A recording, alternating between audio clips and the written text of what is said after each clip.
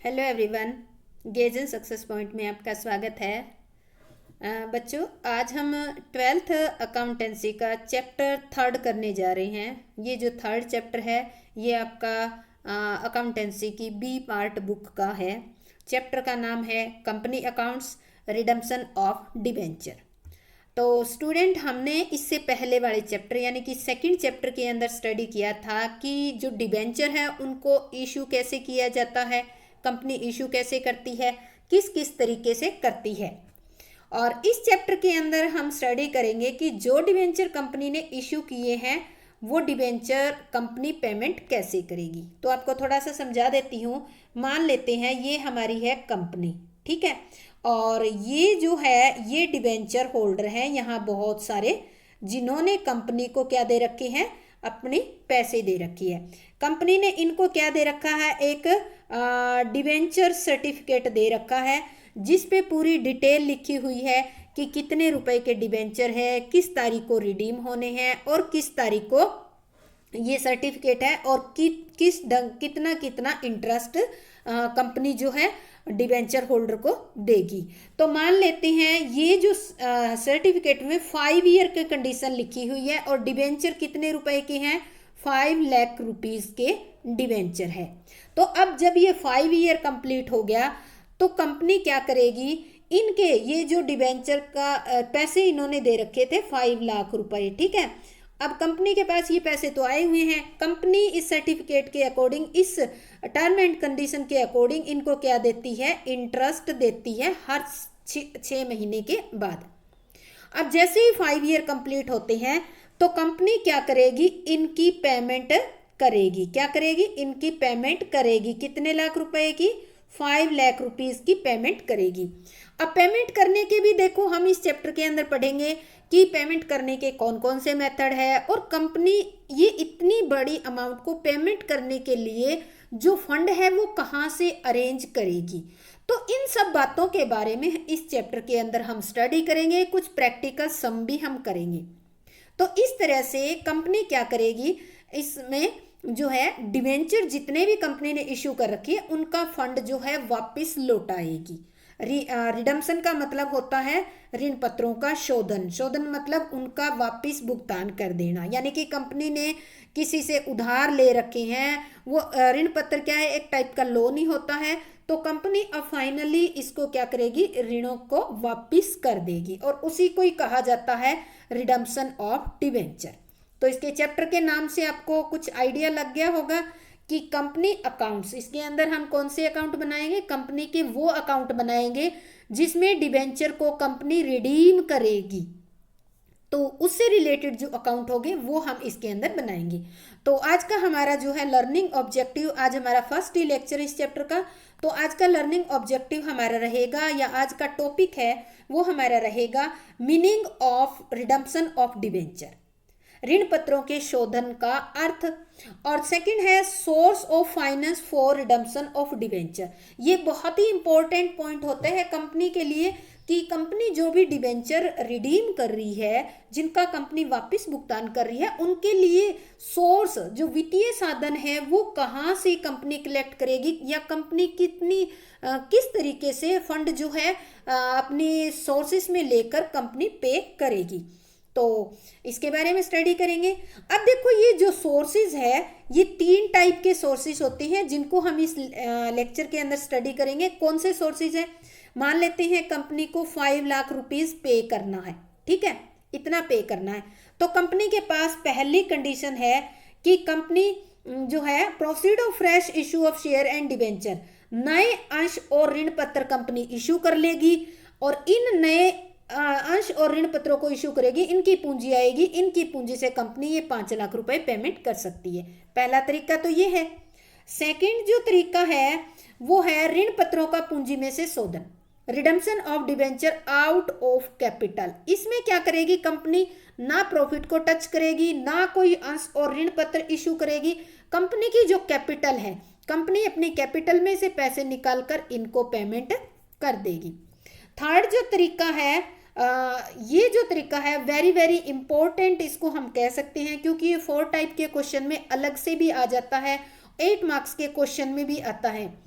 तो ऋण पत्रों का लाभों में से शोधन यानी कि redemption of debenture out of profit. अब आउट ऑफ प्रॉफिट का जिक्र आ गया तो इसमें कंपनी क्या करेगी, मान लेते हैं 5 लाख रुपए के डिबेंचर है और 5 ईयर के लिए इशू किए गए हैं, तो कंपनी क्या करेगी, जो भी प्रॉफिट होगी हर साल उस प्रॉफिट में से 1 लाख रुपए, जैसे 5 साल के तो 1 लाख रुपए, 1 लाख ऐसे हर साल जो है इसमें रिजर्व कर देगी। या फिर कंपनी जो 25% के लिए तो एक फंड बना लेगी जिसको DRR कहते हैं, और बाकी जो है कंपनी कैपिटल में से या प्रॉफिट में से कहीं से भी रिडीम कर सकती है। तो पूरी डिटेल जब आप पढ़ोगे तो आपको समझ आ जाएगा कि आउट ऑफ प्रॉफिट में से डिबेंचर को कैसे रिडीम किया जाता है। तो आज के लेक्चर में हम यही दो ही टॉपिक है ऑलमोस्ट, एक तो मीनिंग हो गया, एक source of finance for redemption of debenture. तो इन दोनों के बारे में ही हम, ये 2 ही टॉपिक है तो इनके बारे में आज हम डिटेल से स्टडी करेंगे। तो सबसे पहला आता है ऋण पत्रों के शोधन का अर्थ, यानी कि meaning of redemption of debenture. Meaning अभी आपको बताया है कि ऋण पत्रों के शोधन का अर्थ होता है कि जो ऋण पत्रधारियों से कंपनी ने पैसे ले रखा है उनका भुगतान करना, उसको क्या कहते हैं, रिडम्पशन ऑफ डिबेंचर। या दूसरे शब्दों में आप कह सकते हो कि शोधन से ऐसे ऋण पत्रों पर देय राशि का भुगतान करके ऋण पत्रों के प्रति जो भी दायित्व कंपनी का बनता है वो कंपनी अपना दायित्व खत्म करती है। अब बात आ जाती है ये शोधन करने की जो शर्तें होती है, वो कंपनी जब ऋण पत्र निर्मित करती है, जब कंपनी डिबेंचर इशू करती है तो एक प्रोस्पेक्टस इशू करती है। उस प्रोस्पेक्टस के अंदर जो जो कंडीशन लिखी होती है उस कंडीशन के अकॉर्डिंग ही कंपनी डिबेंचर को क्या करेगी, रिडीम करेगी। और दूसरी बात, इस प्रोस्पेक्टस में भी लिखी होती है और एक जो डिबेंचर का सर्टिफिकेट होता है उस पर भी कंडीशन लिखी होती है। तो इस कंडीशन के अकॉर्डिंग ही कंपनी जो है डिबेंचर को रिडीम करेगी। अब कंपनी डिबेंचर को रिडीम जो है एक साथ भी लमसम अमाउंट पेमेंट भी कर सकती है, थोड़ा थोड़ा करके किस्तों में भी पे कर सकती है, उनको कन्वर्ट भी कर सकती है, बाजार में अपने खुद के डिबेंचर खुद भी खरीद सकती है। तो कंपनी 4 तरीके से अपने डिबेंचर जो है उनको रिडीम कर सकती है। इनको हम मेथड्स के अंदर डिटेल में स्टडी करेंगे। तो कुल मिला के meaning of debenture of redemption का मतलब ये होता है कि कंपनी ऋण पत्रों की राशि का ऋण पत्रधारियों को भुगतान करती है और उसको ही कहते हैं ऋण पत्रों का शोधन। इसके बाद आता है आपका नेक्स्ट जो आपका टॉपिक है वो वेरी वेरी इंपॉर्टेंट टॉपिक है, source of finance for redemption of debenture. क्या देखना है इसमें, सोर्स ऑफ फाइनेंस, यानी कि ऋण पत्रों के शोधन करने के लिए वित्तीय सोर्स कंपनी के पास कहां से आएगी, कंपनी धन की व्यवस्था कैसे करती है, उसके बारे में स्टडी करेंगे। ये जो क्वेश्चन हम कर रहे हैं ये आपका जो ऐसे टाइप क्वेश्चन है, ऐसे टाइप क्वेश्चन का नंबर 1 क्वेश्चन बनता है। ठीक है, पहला क्वेश्चन तो ये आ सकता है एज इट इज, ऋण पत्रों के शोधन के लिए वित्तीय साधन या वित्तीय साधनों का वर्णन करें, या कंपनी वित्तीय साधनों की व्यवस्था कैसे करती है। तो इस तरह से आता है। तो ये आपका जो ऐसे टाइप क्वेश्चन है, बड़ा क्वेश्चन है, उसका क्वेश्चन नंबर 1 बनता है आपका इस जो ये टॉपिक है इसके अकॉर्डिंग। ठीक है, और बाकी 4 मार्क्स के क्वेश्चन तो इसमें कई बन जाएंगे, साथ के साथ बताऊंगी। तो आप एक कंपनी जो है 3 तरीके से डिबेंचर को रिडीम कर सकती है। सबसे पहले है redemption from the proceed of fresh issue of share and debenture, second है redemption of debenture out of capital, और थर्ड है आउट ऑफ प्रॉफिट। ये जो क्वेश्चन बनता है थर्ड वाला, ये 8 मार्क्स का भी बन जाता है, 4 मार्क्स का भी होता है। ठीक है, और ये तीनों मिला के भी 8 मार्क्स में आ जाते हैं। ठीक है, और इसी तरह ये 4 मार्क्स के क्वेश्चन भी हो सकते हैं, अलग अलग से 4 मार्क्स के क्वेश्चन भी बन जाते हैं। क्योंकि आपका इस साल तो कोरोना का टाइम है तो हो सकता है, क्योंकि सिलेबस एडजस्ट किया है, इसमें से अभी तक डिसाइड नहीं हुआ कि कितने मार्क्स का आएगा। अदरवाइज इसमें से आपका जो है थ्योरी का क्वेश्चन आता ही आता है।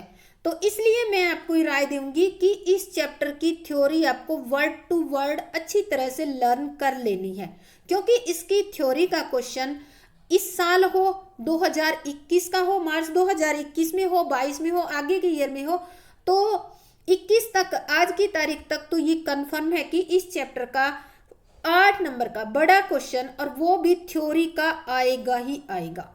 हाँ, प्रैक्टिकल सम आ सकता है बट थ्योरी जरूर आएगी इसमें से। तो आपको इसकी थ्योरी जो है वर्ड टू वर्ड लर्न करनी है, इसलिए मैंने आपके सामने आपके बुक का पेज लेकर ही आपको समझा रही हूँ, ताकि कोई भी सिंगल वर्ड छूट ना पाए।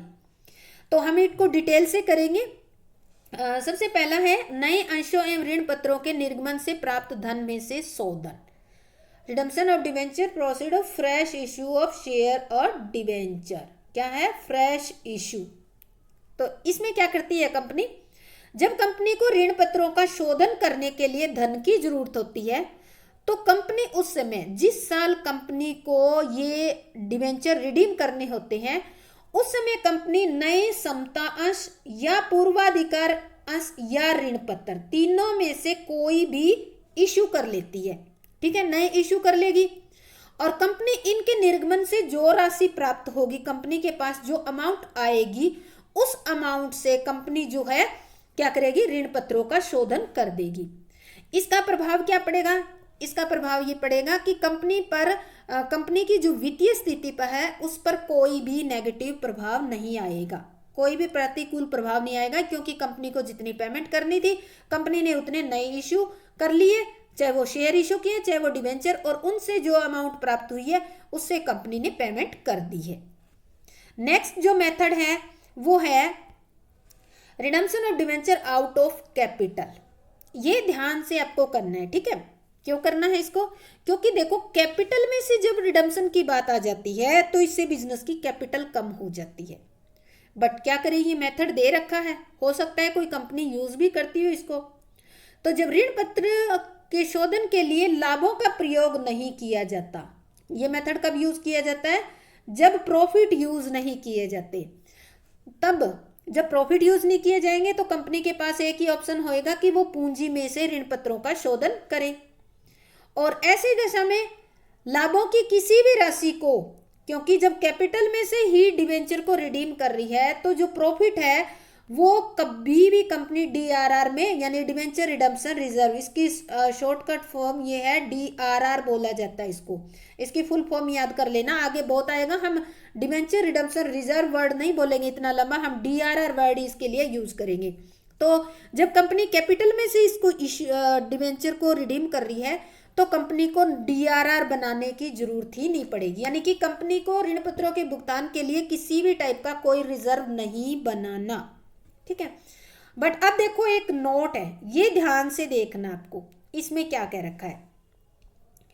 कंपनी अधिनियम 2013 की धारा 71(4) के अनुसार security and exchange board of India SEBI द्वारा जारी किए गए दिशा निर्देशों के अनुसार शोधन प्रारंभ करने से पूर्व निर्गमित किए ऋण पत्रों के कम से कम 25% के बराबर डीआरआर निर्गमन करना आवश्यक होता है। ऋण पत्रों को पूर्णतः पूंजी में से शोधन करना संभव नहीं है। क्या कह रहा है?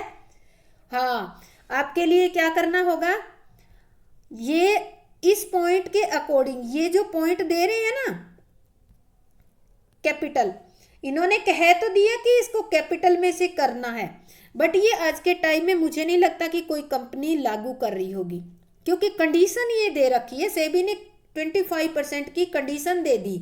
कंडीशन क्या दे दी कि आपको जिस साल आप पेमेंट कर रहे हो वहां तक आपको डीआरआर में जितने भी आपने डिवेंचर इशू कर रखे हैं उसका 25% आपके पास डीआरआर में डिपॉजिट होना चाहिए।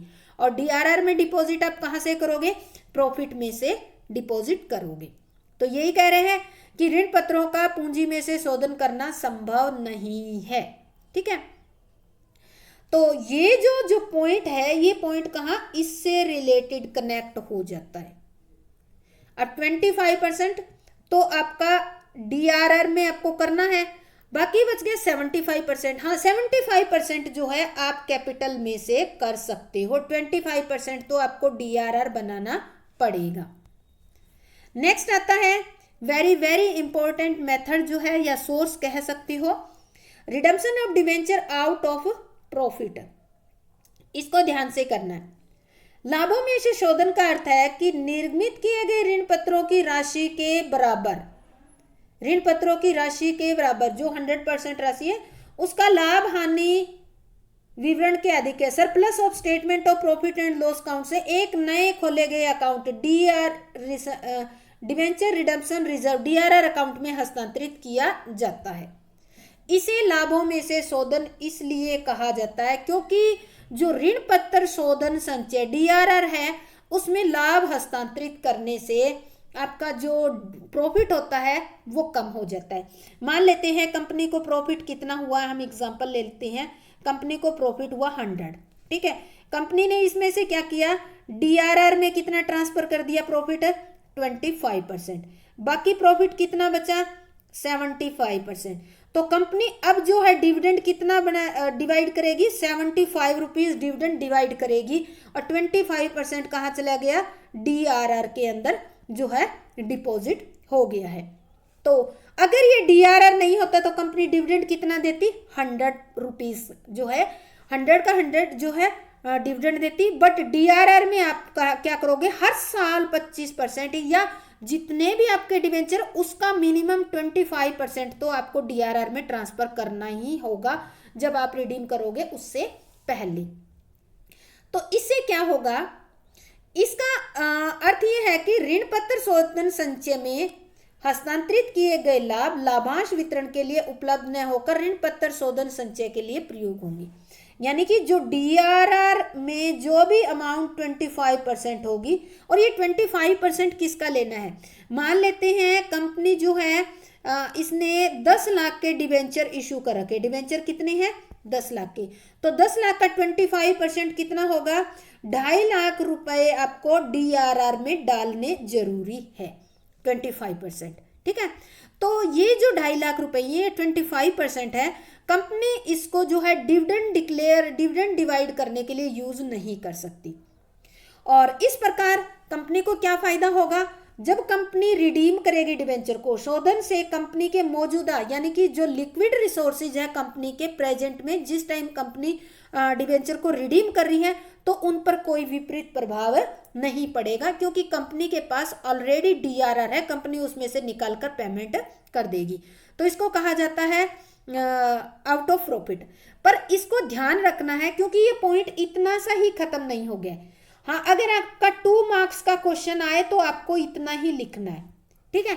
अगर आपका 4 मार्क्स का या 8 मार्क्स का आए तो आगे इसके 2 पॉइंट और है। 2 पॉइंट में सबसे पहला पॉइंट आपको ये करना है, ये लिखने जरूरी है। अगर आपका 4 मार्क्स या 8 मार्क्स का क्वेश्चन आ जाता है तो ये ऋण पत्रों के शोधन के लिए सेबी द्वारा जारी निर्देश, SEBI guidelines for redemption of debenture, क्योंकि सेबी ने कुछ गाइडलाइंस इश्यू कर रखी है जिनको कंपनी को फॉलो करना जरूरी है। कौन कौन सी गाइडलाइंस है ये देखो बच्चे, आप भूल जाते हो, ये जो पॉइंट है आप इग्नोर कर देते हो, इसको इग्नोर नहीं करना, इसको एज इट इज इसी तरह से आपको लिखना है और इसकी गाइडलाइंस लिखनी है अगर आपका 4 या 8 मार्क्स का क्वेश्चन आता है तो। सबसे पहला पॉइंट है, डीआरआर का निर्माण केवल गैर परिवर्तनीय यानी कि जो नॉन कन्वर्टिबल या फिर जो पार्शली कन्वर्टिबल जो डिवेंचर है उनके लिए करना अनिवार्य होता है। यानी कि जिनको कन्वर्ट कर सकते हैं डिवेंचर को, उनके लिए तो डीआरआर बनाना ही नहीं है, केवल आपको डिवेंचर के उसी पार्ट के लिए डीआरआर बनाना है जिसको कन्वर्ट नहीं करना, आपको पेमेंट करना है, ठीक है।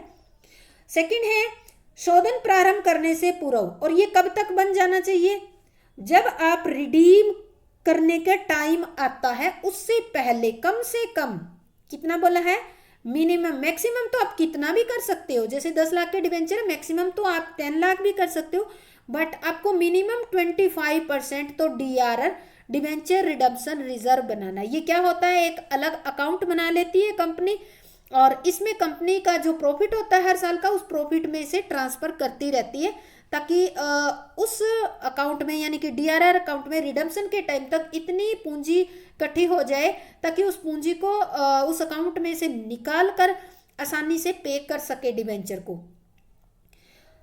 इसके बाद आता है नेक्स्ट जो है, ये इसके 2 ही पॉइंट है, ध्यान रखना है, ठीक है। दूसरा पॉइंट बहुत ज़्यादा बड़ा नहीं है इसका। कोई भी कंपनी अपने ऋण पत्रों को पूर्णतः पूंजी में से शोधन नहीं कर सकती। निर्गत ऋण पत्रों का कम से कम 25% लाभों में से ऋण पत्रों का जो है DRR में ट्रांसफर करना जरूरी है। हाँ, बाकी 75% है उसका कंपनी लाभों में से भी रिडीम कर सकती है और कैपिटल में से भी इनको रिडीम कर सकती है। तो ये दो कंडीशन कौन सी थी? ये सेबी की गाइडलाइंस थी। दोनों याद करने का तरीका है कि DRR केवल उसके लिए ही बनाना है जो पार्ट कंपनी को डिवेंचर का पे करना है या नॉन कन्वर्टिबल है। ठीक है।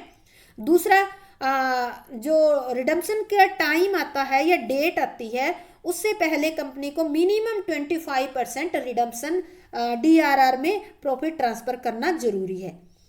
कोई भी कंपनी अपने जो है पूरे के पूरे डिवेंचर को कैपिटल में से रिडीम नहीं करेगी। 25% के लिए तो DRR बनाना ही पड़ेगा। ये थी कंपनी की सेबी की गाइडलाइंस। अब देखो, सेबी की गाइडलाइंस के साथ कुछ छूट दी है कंपनियों को। Exemption to the rule of creating DRR। जो कंपनी अभी हम DRR बनाने की बात करते आए थे ना, तो कुछ कंपनियों को ऋण पत्र शोधन संचय निर्माण करने के लिए नियमों में छूट दी है। निर्माण करने के लिए कुछ डिस्काउंट दिए, कुछ छूट दी है। तो कौन कौन सी वो छूट है और वो छूट किन किन कंपनियों को मिलेगी? जो एग्जेम्पशन है वो केवल किन किन कंपनियों के लिए है? तो ये कंपनीज एक्ट 2014 जो रूल है 18(7)(c) के अकॉर्डिंग जो नीचे दी गई है, ये कंपनियां इनको जो है DRR में 25% पूंजी ट्रांसफर करने की जरूरत नहीं, यानी कि DRR इनको बनाने की जरूरत ही नहीं है। तो कौन कौन सी कंपनियां जिनको DRR नहीं बनाना? रिजर्व बैंक ऑफ इंडिया द्वारा control all Indian financial institution. Reserve bank of India द्वारा जो कंट्रोल कर रही है, यानी कि जो फाइनेंशियल इंस्टीट्यूशन RBI के अंडर आती है, कंट्रोल के अंदर है, उनको DRR नहीं बनाना। जितनी भी बैंकिंग कंपनियां हैं, चाहे वो प्राइवेट हो चाहे वो आपकी कौन सी हो, पब्लिक कंपनी हो, उसको भी DRR नहीं बनाना। नेशनल हाउसिंग फाइनेंसिंग बैंक के पास जो रजिस्टर्ड आवासीय यानी कि हाउसिंग फाइनेंस कंपनी आप कह सकते हो, तो उनको DRR नहीं बनाना। तो कुल मिलाकर आप ये कह सकते हो कि जितनी भी बैंक है, जो भी फाइनेंशियल इंस्टीट्यूशन है, हाउसिंग फाइनेंस कंपनी है, फाइनेंस से रिलेटेड जो भी कंपनी है, चाहे वो बैंक हो चाहे वो हाउसिंग फाइनेंस कंपनी हो, उनको जो है DRR नहीं बनाना, छूट दी गई है उनको। ठीक है। अब हम पढ़ते आए हैं कि DRR नहीं बनाना, DRR बनाना है। तो अगर जो कंपनी DRR बनाती है तो उस डिवेंचर रिडम्पशन रिजर्व को कंपनी लिखेगी कहाँ, कौन से अकाउंट में लिखेगी, ये जानना जरूरी है। तो DRR को कहाँ लिखा जाता है? बैलेंस शीट के जो आपकी लायबिलिटी साइड होती है, बैलेंस शीट की लायबिलिटी साइड में शेयर होल्डर फंड नाम से आपका एक कॉलम होता है, शेयर होल्डर फंड। उस फंड के अंदर आपका सेकंड नंबर का जो पार्ट आता है, पहले में आता है शेयर कैपिटल, दूसरे में आता है रिजर्व एंड सरप्लस। तो ये जो DRR है वो DRR इसके अंदर लिखा जाएगा, रिजर्व एंड सरप्लस। इसके नाम के आगे क्या लगा है? रिजर्व लिखा हुआ है। तो सीधी सी बात है, ये किस में आएगा? रिजर्व के अंदर आएगा, रिजर्व एंड सरप्लस के हेडिंग के अंदर दिखा देगी। ठीक है। और ऋण पत्रों पर शोधित किए गए ऋण पत्रों के अनुपात में डिवेंचर रिडम्पशन रिजर्व को की राशि जो है उसको जर्नल रिजर्व में ट्रांसफर कर दिया जाएगा। इस DRR में से जितनी अमाउंट निकाल कर पे कर दी जाएगी वो कहाँ ट्रांसफर की जाएगी? जर्नल रिजर्व अकाउंट में। एक एग्जांपल लेते हैं हम समझने के लिए। उदाहरण के लिए 20 लाख रुपए के डिवेंचर है, आउटस्टैंडिंग है। आउटस्टैंडिंग का मतलब होता है कंपनी को पे करनी है। ठीक है। और अगर 20 लाख के डिवेंचर है तो 20 का 25% कितना हुआ? 5 लाख। कंपनी DRR कितना बनाएगी? 5 लाख रुपीस का। ठीक है। अगर कंपनी 8 लाख रुपए जो है रिडीम करती है तो इस DRR में से कितनी राशि जनरल रिजर्व में ट्रांसफर करी जाएगी? तो 8 लाख 20 का देखो, 8 लाख 20 लाख का कितना है आपका? आ जाता है 40%। ठीक है। तो 40% कितना हुआ DRR का? 2 लाख रुपए। तो कंपनी जो है इस 5 लाख में से 2 लाख रुपए जो है यहाँ ट्रांसफर कर देगी। किसमें? जनरल रिजर्व में ट्रांसफर कर देगी, यहाँ आ जाएगा क्रेडिट में। क्योंकि जब हमने डीआरआर बनाया था तो हमने डीआरआर को क्या किया है? क्रेडिट किया था। बट अब डीआरआर में से कितने रुपए निकाल रहे हैं? 2 लाख रुपए निकाल रहे हैं। तो डीआरआर को डेबिट कर देंगे और ये किस में ट्रांसफर कर देंगे? जनरल रिजर्व में ट्रांसफर करके जो है इस 2 लाख रुपए की अमाउंट जो है उसको क्लोज कर दिया जाएगा। अब आप कहोगे जी 2 लाख ही क्यों निकाले? क्योंकि डिवेंचर कितने परसेंट? 20 लाख के 8 लाख डिवेंचर आपने ट्रांसफर किए हैं, तो 8 लाख कितना हुआ? 40%। तो डीआरआर भी 40% ही लिया जाएगा, इसमें जनरल रिजर्व में ट्रांसफर किया जाएगा। तो इसलिए आपको जनरल रिजर्व में ट्रांसफर करके क्या करना होगा? इसको क्लोज करना होगा। अब बात आती है कि वर्ष के दौरान, देखो ये डीआरआर तो आपको बनाना ही है 25%, आपको डिबेंचर इशू करते ही बनाना है। बट जिस साल आप डिबेंचर को रिडीम करोगे, वर्ष के दौरान देय होने वाले ऋण पत्रों की राशि का 15% विनियोजित करना। ध्यान से देखना, वर्ष के दौरान देय होने वाले ऋण पत्रों की राशि का, साल में जिस साल आप पेमेंट करोगे उस साल जितने आप पेमेंट करोगे डिवेंचर, उसका 15% आपको कहीं ना कहीं इन्वेस्ट करना है। पैसा वो प्रॉफिट में से निकाल के ही करना है। चाहे आप रिजर्व में रख सकते हो, चाहे आप कहीं किसी में भी इन्वेस्ट करना है, पर वो 15% इन्वेस्टमेंट करना है लास्ट ईयर जिस साल आप डिवेंचर को रिडीम करोगे। कंपनीज एक्ट 2014 के एक्ट 18(7)(c) के अकॉर्डिंग प्रत्येक कंपनी जिसके लिए डीआरआर बनाना अनिवार्य है, वह अगले वर्ष 31 मार्च को समाप्त होने वाले वर्ष के दौरान देय होने वाले डिबेंचरों की राशि का कम से कम 15% प्रत्येक 30 अप्रैल तक बैंक में जमा करेगी, अर्थात वो किसी भी सिक्योरिटी के रूप में विनियोजित रखेगी। मान लेते हैं हम डिबेंचर हमें पे करने हैं, ईयर कब खत्म हो रहा है? आपका 31 मार्च को खत्म हो रहा है, ठीक है।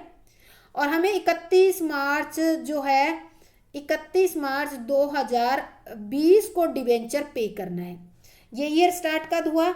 1 अप्रैल आपका 2019 को स्टार्ट हुआ है। तो आपको यहां से लेकर 1 अप्रैल से लेकर 31 मार्च तक आपको 15% जो है, जितने भी डिबेंचर है, मान लेते हैं 10 लाख डिबेंचर है तो इसका 15% 1,50,000 रुपीज जो है कहीं भी इन्वेस्ट करने, चाहे आप बैंक में ही डिपॉजिट क्यों ना करवा दे, तो ये आपको इन्वेस्टमेंट करके रखने लास्ट ईयर, ठीक है। तो कुल मिला के देखो आपकी सेविंग कितनी होगी। डिबेंचर कितने के थे? 10 लाख। 25% तो आपने वैसे सेविंग कर ली पीछे के ईयर में, और 15% करंट ईयर, यानी कि 40% तो आपने क्या कर लिए, जो डिबेंचर पे करने हैं उनकी ऑलरेडी जो है सेविंग कर ली। 60% बचती है, वो आप करंट ईयर के प्रॉफिट में से भी दे सकते हैं और कैपिटल में से भी पे कर सकते हैं। एग्जाम्पल देखते हैं। उदाहरण के लिए यदि कंपनी 31 अक्टूबर 2018 को 20 लाख रुपए के ऋण पत्रों का शोधन करना है, तो उसे 30 अप्रैल 2018 को कब करना है? 31 अक्टूबर 2018 को पे करना है। तो 30 अप्रैल 2018 को या इससे पहले उसको 3 लाख रुपए, 3 लाख रुपए कैसे है? 20% का, 20 लाख का 15% 3 लाख। तो प्रतिभूतियों के अंदर, किसी भी सिक्योरिटी के अंदर आपको इन्वेस्ट करना होगा। इस प्रकार जमा की गई या जो भी विनियोजित राशि है उसका प्रयोग कंपनी वर्ष के दौरान जो भी डिबेंचर रिडीम करेगी उनके लिए कंपनी प्रयोग करेगी। तो ये जितने भी जो है सेव किए जाते हैं पैसे, चाहे डीआरआर में किए जाए, चाहे किसी भी सिक्योरिटी में किए जाए डिबेंचर को पे करने के लिए, तो केवल ये इसी पर्पज से किए जाते हैं ताकि जब कंपनी डिबेंचर को पे करे तो कंपनी के ऊपर जो फाइनेंशियली बर्डन है वो बहुत ज़्यादा ना बढ़े, और इस रिसोर्सेज यानी कि डीआरआर से या जो करंट ईयर की जो आपकी सिक्योरिटी है उसमें से लेकर आप कंपनी आसानी से डिबेंचर की पेमेंट कर दे। तो ये आज का हमारा पहला टॉपिक है, ये हमारा कंप्लीट हो गया है। और नेक्स्ट टॉपिक हमारा है जो मेथड है debenture, method of redemption of debenture, हम नेक्स्ट टॉपिक के अंदर करेंगे। 4 मेथड है। तो उम्मीद करती हूँ कि आपको अच्छी तरह से समझ आ गया होगा। अगर समझ आया है तो कमेंट करके बताना, लाइक ज़रूर करना। और हाँ, अगर आप चैनल फर्स्ट टाइम देख रहे हैं तो चैनल को भी सब्सक्राइब कर दें और बेल आइकन प्रेस कर दें, ताकि कॉमर्स से रिलेटेड जो भी सिलेबस होगा +1 2 आगे कोशिश करूँगी मैं बीकॉम तक का लेने के लिए, तो वो आपके पास जैसे ही कोई वीडियो बनाऊँगी तो नोटिफिकेशन मिल जाएगा। तो जय हिंद, जय भारत।